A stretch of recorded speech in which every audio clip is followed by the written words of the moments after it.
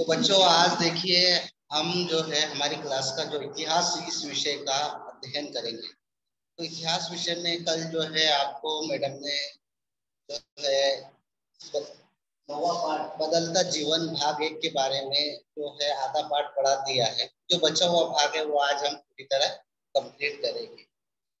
तो सबसे पहले हमारा जो पाठ का नाम है वो है बदलता जीवन।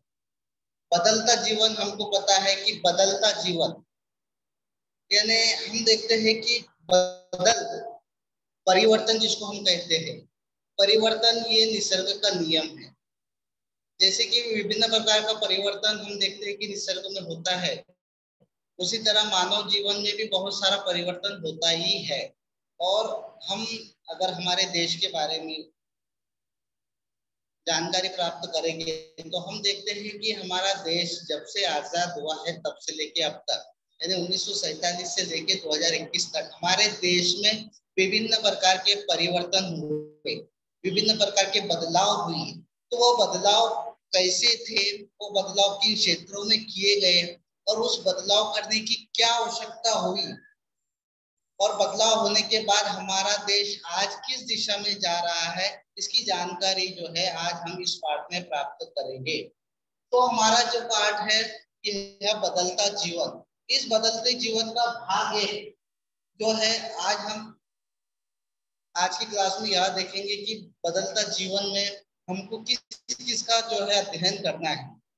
तो कल जो मैडम ने आपको आधा पढ़ाया है, तो बचा हुआ जो भाग है, अगर आपके पास इतिहास का किताब है तो आप जो है 49 पेज नंबर निकालिए।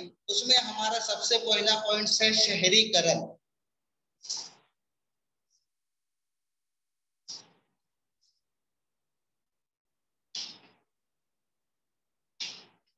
शहरीकरण, शहरीकरण किसे कहते हैं इसको समझना बहुत जरूरी है। शहरीकरण क्या होता है? शहर और गांव इसमें बहुत ज्यादा अंतर होता है। आप सभी को पता है कि हम जो गांव में रहते हैं या जो छोटा सा देहात होता है उसमें और शहर में क्या अंतर होता है। तो गांव जो है, गांव की एक सीमा होती है, गांव का एक क्षेत्र होता है और उसमें रहने वाले लोगों की संख्या भी मर्यादित होती है। और वहां पे जो है जो सुविधाएं जो शहर में होती है वो गांव में नहीं होती है। लेकिन आज हम देख रहे हैं कि बड़े पैमाने पे लोग जो है गांव को छोड़कर शहरों में आ रहे हैं, जिसकी वजह से शहरीकरण हो रहा है यानी नगरीकरण, बड़े बड़े नगरों की निर्मित हो रही है। तो ये शहर में आने की वजह क्या है और नए नए नगरों की निर्मित क्यों की जा रही है, तो उसके बारे में आज हम थोड़ी सी डिटेल्स में देखेंगे। तो सबसे पहले मैं आपको बता दूं कि शहरीकरण और नगरीकरण ये एक ही है। हम देखते हैं कि बड़े बड़े शहरों में जो है उनका क्षेत्र जो है बढ़ता जा रहा है और लोग जो है गांव छोड़ छोड़कर शहरों में आ रहे हैं। तो लोगों की संख्या शहरों की ओर क्यों बढ़ रही है, शहरों में बढ़ने का क्या उद्देश्य है, इसके बारे में सबसे पहले हम जान लेते हैं। क्योंकि गांव में, ग्रामीण भागों में या छोटे से गांव में सबसे पहले जो है रोजगार उपलब्ध नहीं होता। रोजगार की उपलब्धता की वजह से लोग रोजगार की खोज में अपने गांवों को छोड़कर शहरों में आ रहे हैं।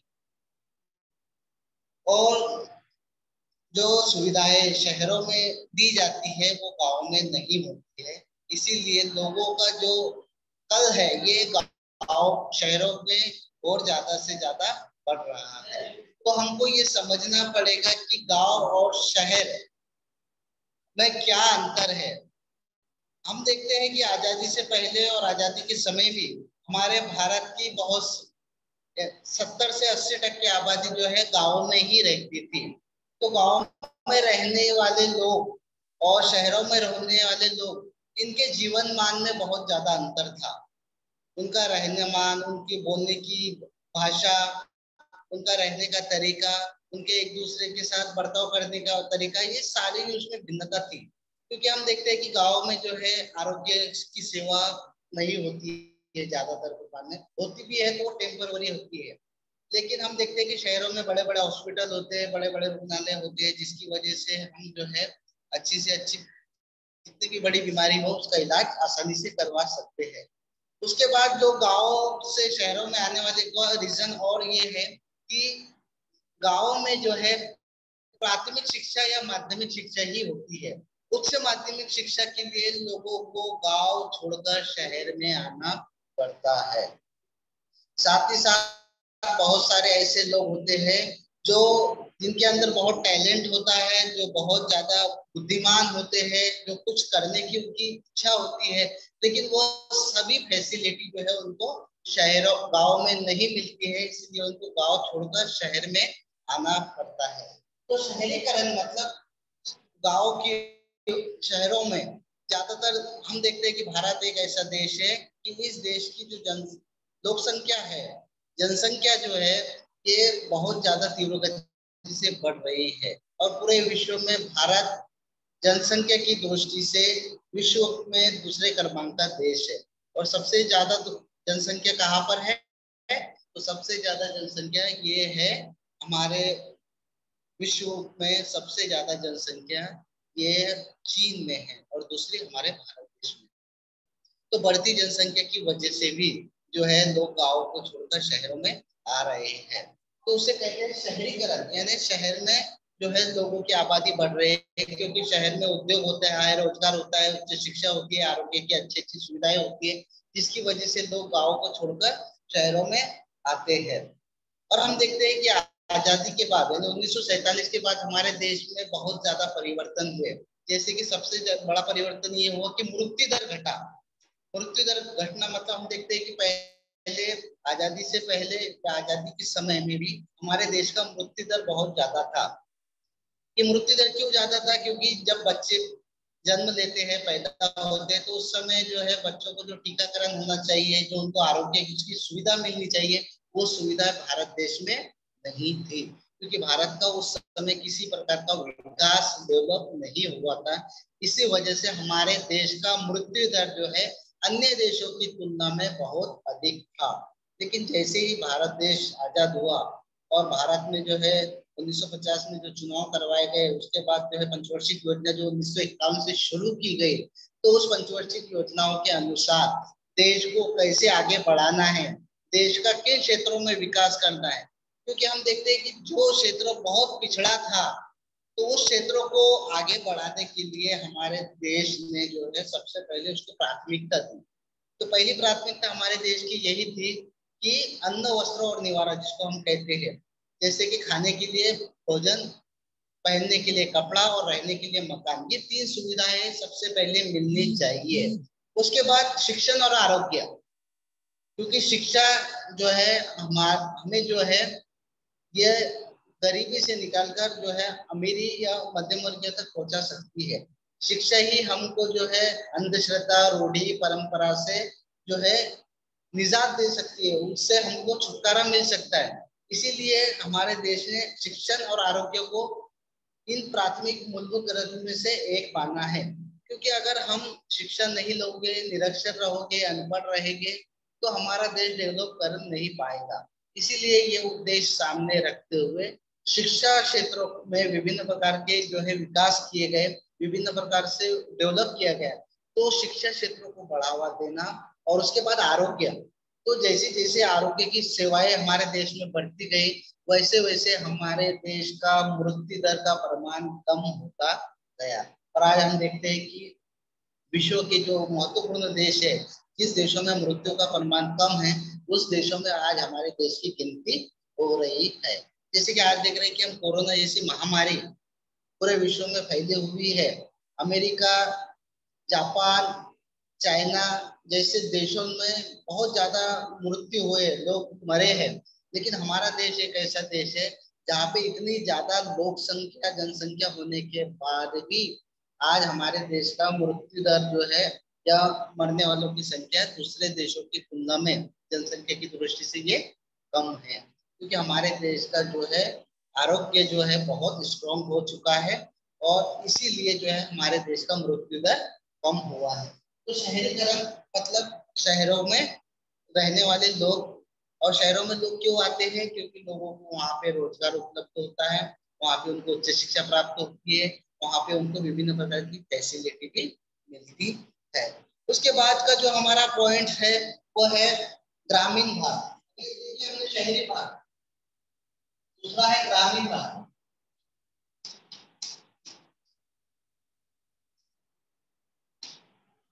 ग्रामीण भाग, इससे पहले मैं बताया आपको ग्रामीण यानी गांव, छोटा सा देहात जिसको हम कहते हैं।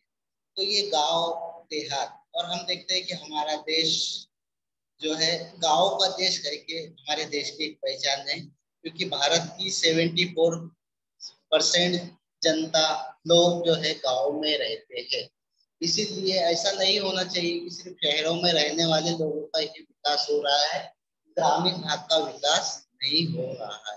क्योंकि ग्रामीण भाग में रहने वाले लोग भी, हमारे देश जो आज विकास की ओर बढ़ रहा है या बढ़ा हुआ है, उसमें ग्रामीण भाग में रहने वाले लोगों का ही सबसे ज्यादा महत्वपूर्ण योगदान है। क्योंकि हम देखते हैं कि ग्रामीण भाग में जो लोग रहते हैं उनका प्रमुख व्यवसाय खेती, जिसको हम कृषि कहते हैं, कृषि और कृषि से संबंधित दूसरे व्यवसाय ही उनका प्राथमिक व्यवसाय होता है, और वो वही व्यवसाय के ऊपर ज्यादा निर्भर रहते हैं।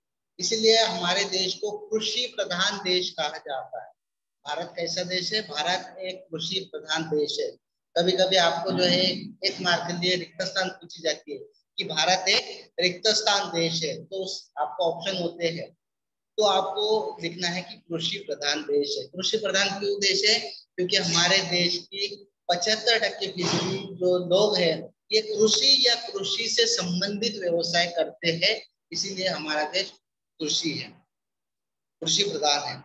और हमारे देश की विशेषता यह है कि हमारा देश जो कृषि क्षेत्र में इतना आगे है कि हम अपने देश की पूर्तता करने के बाद जो हमारे खेतों से जो अनाज निकलता है, जो दालें निकलती है, जो विभिन्न प्रकार की फसलें निकाली जाती है, वो हमारा देश अन्य दूसरे देशों को क्या करता है? निर्यात करता है, उनको बेचता है, उनको खुआता है।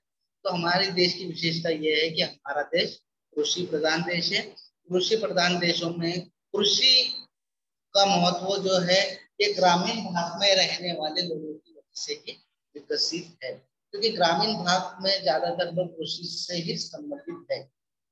लेकिन बदलते जीवन में, हमारे पाठ का जो नाम है बदलता जीवन, उसमें हम ये देखेंगे कि में जो हमारा ग्रामीण भाग है इसमें क्या बदलाव हुआ है और सरकार ने क्या बदलाव की सोची है। जैसे हम देखते हैं कि जो पंचवार्षिक योजना है जो 1951 से जिसकी शुरुआत की गई, पंचवार्षिक योजना यानी 5 साल की योजना, यानी आने वाले 5 साल में हमको किन क्षेत्रों का विकास करना है।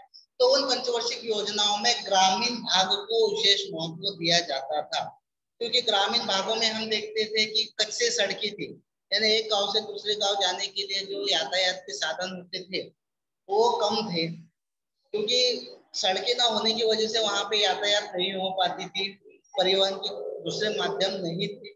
तो इसीलिए ज्यादा से ज्यादा प्रमाण में विभिन्न प्रकार के जो ग्रामीण भाग में रहने वाले लोग हैं उनको विभिन्न प्रकार की सुविधाएं उपलब्ध करवाना, जैसे सड़कें बनवाना है, उनके लिए जो है विभिन्न प्रकार के शिक्षा की सुविधाएं, जैसे कि हर गांव में जो है वहाँ के बच्चों को पढ़ने के लिए प्राथमिक पाठशालाएं, माध्यमिक पाठशालाएं, उसके साथ आरोग्य केंद्र, जैसे कि हम देखते हैं कि जो महिलाएं होती है, गर्भवती महिलाएं, उनकी देखभाल के लिए वहाँ आरोग्य यानी वहाँ पे हॉस्पिटल्स होने चाहिए। क्योंकि अगर आरोग्य का ऐसा है कि अगर किसी की भी तबीयत कभी भी खराब हो सकती है, कोई रात में अगर 1 बजे किसी को कुछ तकलीफ हुई, या कोई महिला है जो गर्भवती है उसकी डिलीवरी के लिए उसको उस गांव से शहर में आने के लिए बहुत ज्यादा समय लगता है, और स्थिति ऐसी रहती है कि अगर उसको तुरंत कुछ वहां पे फैसिलिटी नहीं मिली तो उस समय जो है उस महिला को और उसके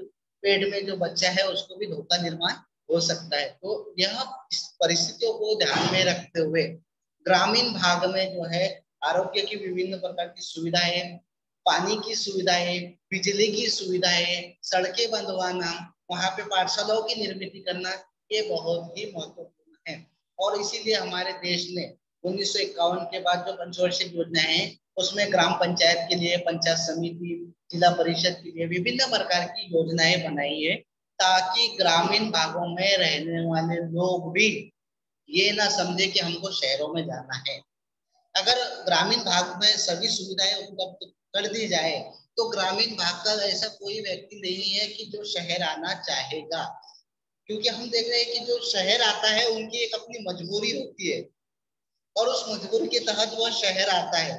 इसीलिए ग्रामीण भाग के लोगों का कहना है कि अगर ग्रामीण भाग में ही सभी सुविधाएं उपलब्ध करा दी जाए तो हमको शहरों में जाने की नौबत नहीं आएगी।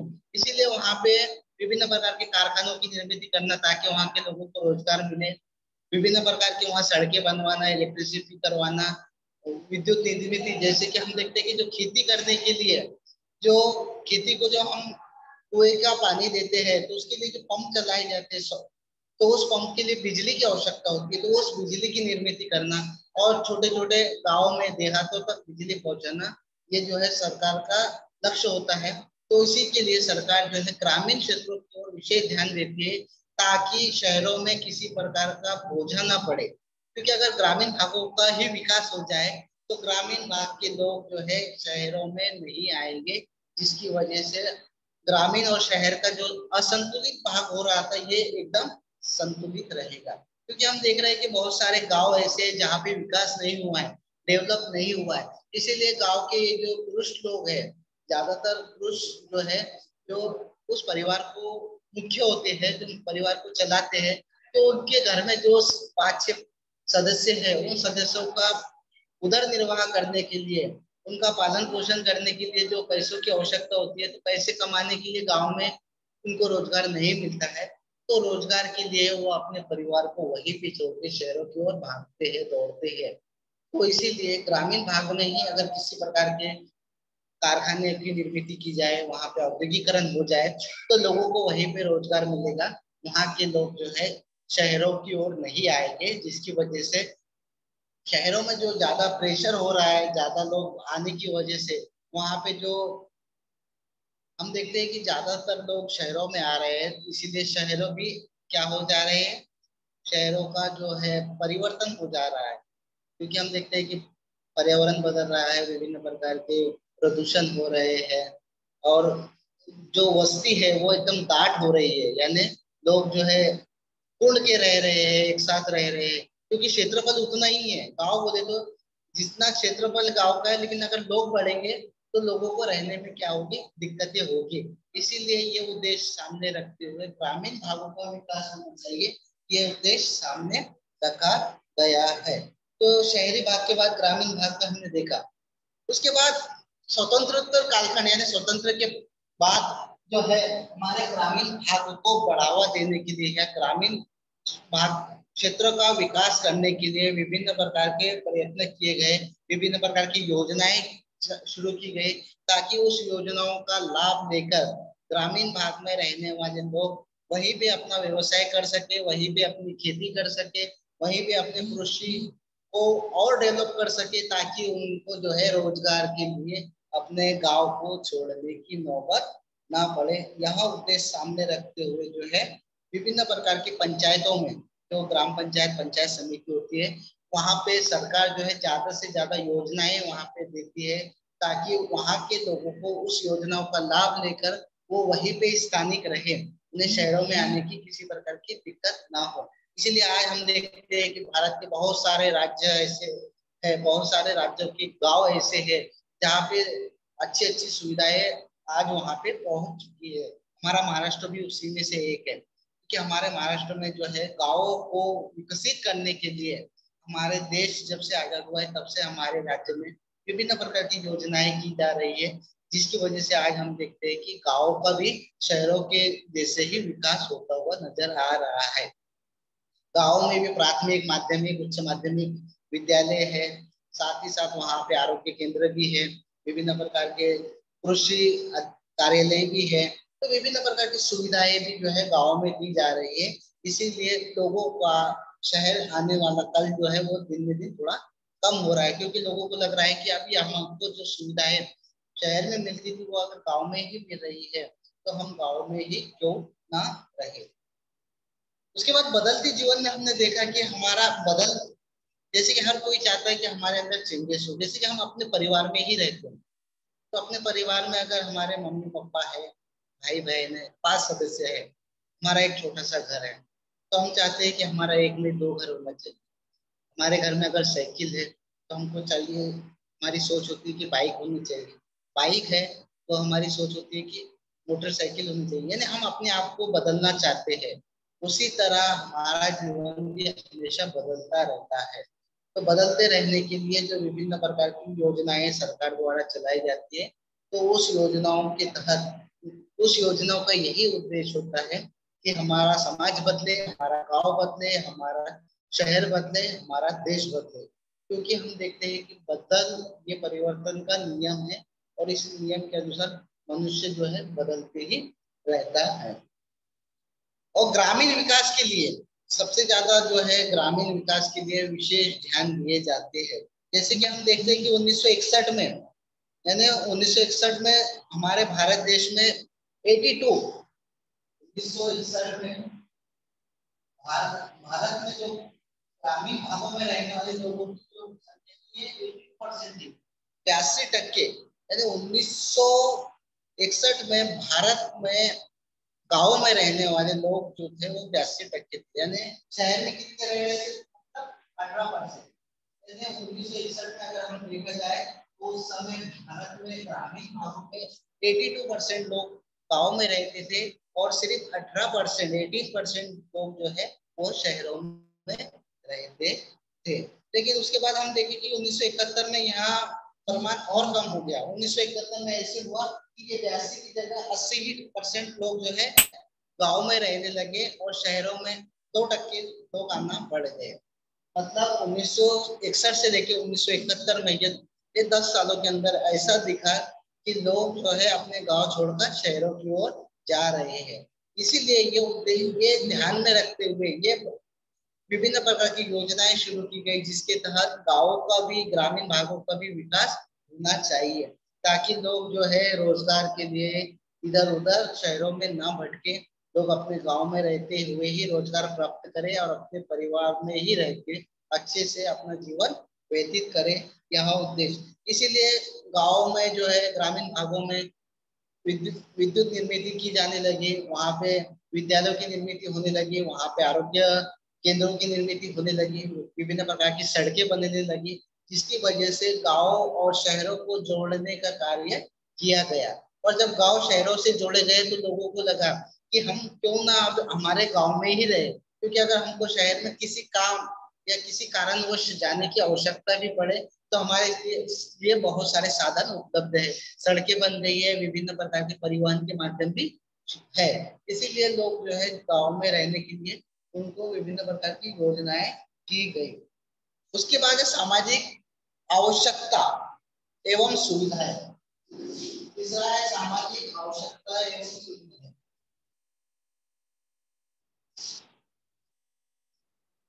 सामाजिक, सभी को दिख रहा होगा उम्मीद करते हो। तो हमारा जो पॉइंट है वो है सामाजिक आवश्यकता एवं सुविधा।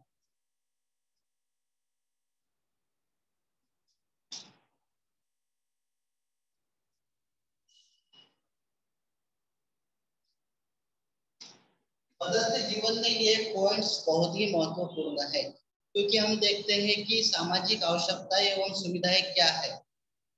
समाज, सामाजिक आवश्यकता मतलब समाज की जो कुछ आवश्यकताएं हैं, और एवं सुविधाएं यानी समाज में रहने वाले लोगों की जो आवश्यकताएं हैं वो आवश्यकताओं की पूर्ति करना, और वहां पे सुविधाएं उपलब्ध करना। जैसे कि हम देखते हैं कि समाज में रहने वाले लोगों को किसकी आवश्यकता है?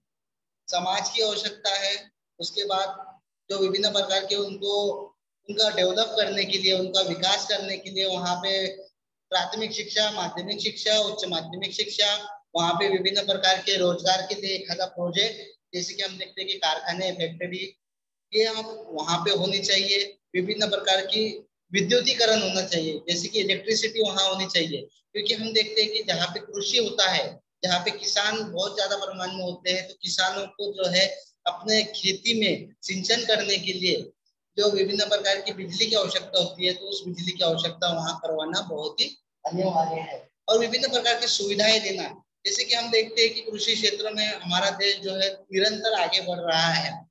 पहले की खेती, कृषि और अभी की कृषि करने में जो किसान जो है बहुत आगे बढ़ चुके हैं।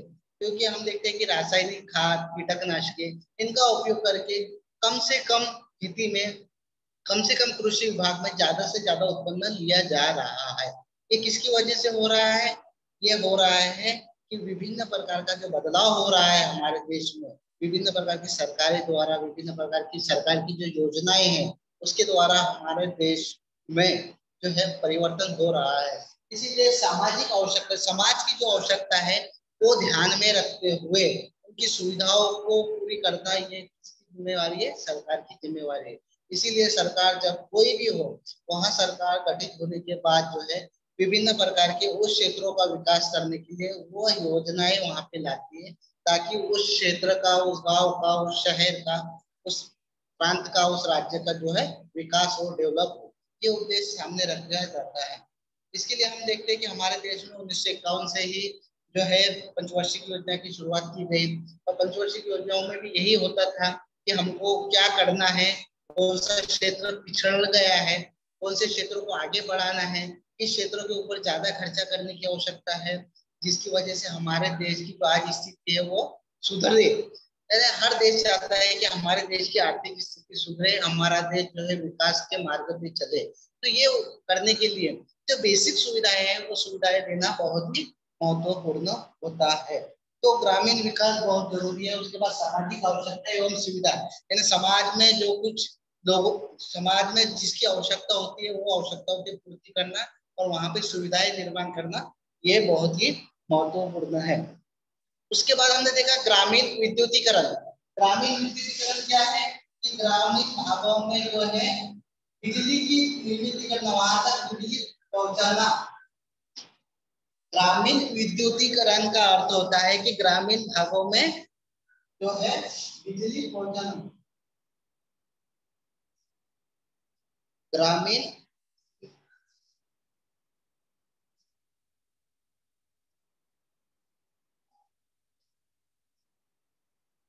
ग्रामीण विद्युतीकरण, ग्रामीण विद्युतीकरण का अर्थ होता है कि ग्रामीण भागों में जो है बिजली की निर्मित करें। क्योंकि हम देखते हैं कि आजादी के बाद भी ऐसे बहुत सारे राज्य थे जहां पे 1980-90 के दशक तक भी बिजली नहीं पहुंची थी। लेकिन आज हम देखते हैं कि 2021 आ चुका है, तो आज भारत के हर गांव में जो है बिजली पहुंच चुकी है। क्योंकि ये बिजली की निर्मित करना और एक जगह से दूसरी जगह तक बिजली पहुंचाना ये बहुत ही कठिन कार्य था। तो इस कठिन कार्य को ऊपर मात देते हुए हमारी सरकारों ने जो है गाँव में रहने वाले लोगों तक बिजली पहुंचाई है। और ये बिजली पहुंचाना बहुत ही अनिवार्य था। क्यों अनिवार्य था? क्योंकि हम देखते हैं कि अगर कोई गांव में रह रहे हैं तो गांव में रहने वाले जो विद्यार्थी बच्चे हैं उनको पढ़ाई के लिए जो है इलेक्ट्रिसिटी की आवश्यकता होती है, फैन की आवश्यकता होती है। साथ ही साथ वहाँ मत्स्य व्यवसाय होता है, कुक्कुट पालन होता है।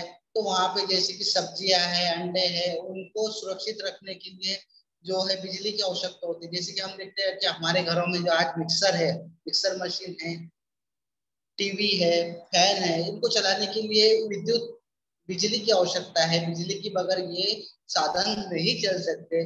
तो ये उद्देश्य सामने रखते हुए हर गांव तक बिजली पहुंचाना बहुत ही जरूरी था और ये काम किया गया। उसके बाद है औद्योगिक विकास। औद्योगिक विकास मतलब इंडस्ट्री का डेवलपमेंट। औद्योगिक विकास, औद्योगिक विकास में क्या होता है कि जैसे कि हम देखते हैं कि आज जो लोग गांवों को छोड़कर शहरों में आ रहे हैं वो क्यों आ रहे हैं? क्योंकि रोजगार प्राप्त, क्योंकि उस गांव में, उस देहातों में, उस छोटे छोटे गांव में जो है किसी प्रकार का रोजगार नहीं है। इसीलिए रोजगार की प्राप्त करने के लिए लोग हमारे मुंबई जैसे बड़े बड़े शहरों में आते हैं। और सिर्फ महाराष्ट्र के ही नहीं बल्कि भारत के अन्य राज्यों के लोग भी जो है रोजगार के लिए ही यहाँ आते हैं। अगर यही रोजगार उनको अपने गांव में मिलता तो वो यहाँ आते हैं क्या? नहीं। इसीलिए औद्योगिक विकास करना बहुत ही जरूरी है। औद्योगिक विकास होगा तो हमारे देश में रहने वाले लोग जो है अपने स्थानांतरण नहीं होंगे, गांव को छोड़कर शहरों की ओर नहीं आएंगे। अगर गांव में ही विभिन्न प्रकार की फैक्ट्रियां, बड़े बड़े कारखानों की निर्मित कर दी गई तो उन कारखानों में काम करने के लिए जो मजदूरों की आवश्यकता होती है जो सड़कें बनवाई जाती है, सड़कें बनवाने के लिए जो रोजगार लोगों को उपलब्ध होता है वो वहीं पे मिलेगा। इसीलिए उनको ज्यादातर अपने गांव को, अपने परिवार को छोड़कर शहरों में आने की आवश्यकता नहीं रहेगी। तो ये औद्योगिक विकास बहुत ही महत्वपूर्ण है, क्योंकि अगर औद्योगिक विकास होगा तो अपने आप रोजगार का जो मुद्दा या रोजगार का जो प्रश्न है आज हमारे देश में जो चला आ रहा है, तो वो अपने आप जो है कम होगा और लोगों को औद्योगिकरण की वजह से रोजगार प्राप्त होगा और हमारा देश भी आगे बढ़ेगा और हमारा जो है लोगों को रोजगार भी मिलेगा, और जिसकी वजह से हमारे देश में रहने वाला हर नागरिक जो है अपने आप को जो है अच्छा महसूस करेगा। आज हम देखते हैं कि हमारे देश की जो दारिद्रता के प्रमाण है, यानी गरीबी से नीचे वाली जो जनता है, इसके प्रमाण दिन में दिन कम होते नजर आ रहे हैं, क्योंकि हमारा देश हर क्षेत्र में जो है आगे प्रगति कर रहा है, जिसकी वजह से हमारे देश का मृत्यु दर तो घटा ही है। मृत्यु दर घटने की क्या वजह है? एक ही वजह है कि हमारे देश में आरोग्य जो है बहुत ज्यादा प्रमाण में विकसित हुआ है और हर गांव में, छोटे छोटे गांव में भी हमारे देश में जो है आरोग्य केंद्र बनाए गए हैं, जिसकी वजह से मृत्यु दर घटा है। और हमारा औद्योगिकरण अगर और ज्यादा होगा तो शहरों में जो लोग बसे हुए हैं वो अपने आप ही अपने गाँव में जाकर वहां पे व्यवसाय करेंगे, वहां पे जो रोजगार उनको प्राप्त होगा और वो किसी भी तरह से फिर अपने गाँव को नहीं छोड़ेंगे। तो ये था हमारा पाठ 9 बदलकर जीवन भाग 1। आज जो मैं आपको पढ़ाया हूँ इस पाठ में अगर आपको कुछ ऐसा कोई पॉइंट है जो नहीं समझा है तो आप मुझसे पूछ सकते हो।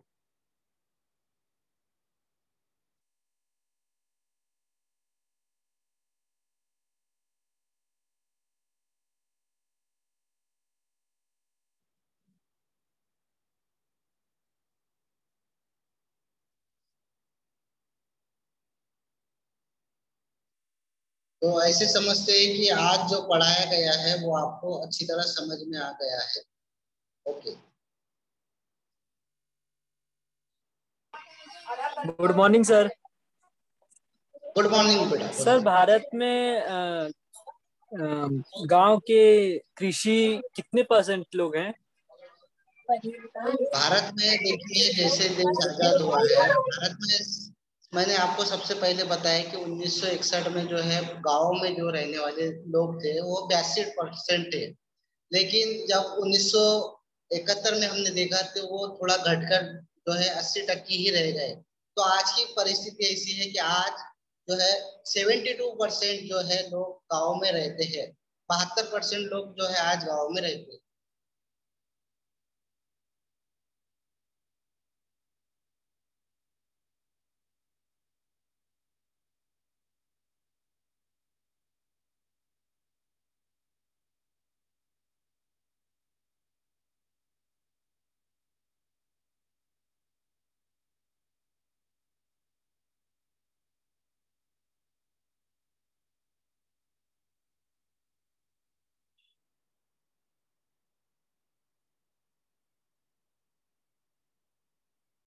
बदलता जीवन भाग 1 में जो है शहरीकरण ग्रामीण क्षेत्र का विकास दिखा है। तो इस तरह आज हमारा पाठ जो है यहाँ पे खत्म होता है।